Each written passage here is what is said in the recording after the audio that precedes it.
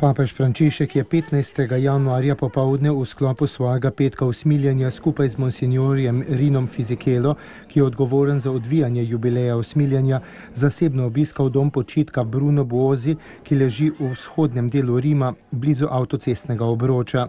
Za 33 ostarelih tega doma je bil papežev obisk veliko presenečenje, prinesel pa je tudi veliko veselje, saj obisk ni bil vnaprej napovedan.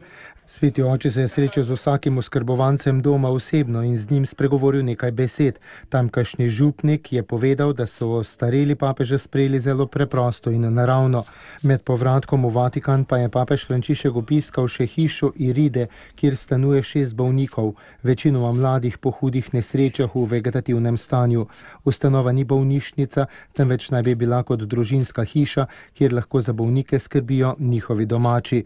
V hiši so bili tudi starši teh mladih bolnikov in ne morem vam opisati njihovih solz, je povedal tamkajšnji župnik.